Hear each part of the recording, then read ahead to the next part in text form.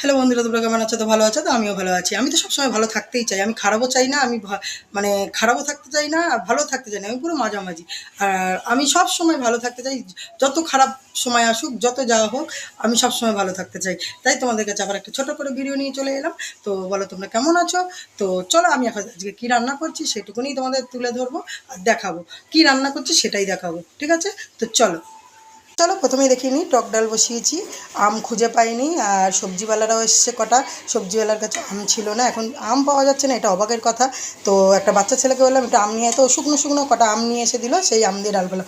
আম ডাল না হলে বেশ ভালো লাগে না খেতে, তাই ডাল বসিয়ে দিয়েছি। আর এই যে এঁচড় কেটে রেখেছিলাম কালকে রাতে, ভেবেছিলাম যে ভালো থাকবে, জলের মধ্যে দিয়েছিলাম, কেমন কালো কালো হয়ে গেছে দেখো। তো এঁচড়ের তরকারি করব। আর এই যে বাটা মাছ নিয়ে এসছে, বাটা মাছের ঝোল করবো। আর তোমাদের মেশো তেলাপিয়া নিয়ে এসছে, দেখো তোমাদের মেশো বাটা মাছ খায় না, তেলাপিয়া। আর একটা তেলাপিয়া দেখবা তোমার মেশো এনেছো, এই দেখো কত বড় মাছটা, দেখেছো? খেতে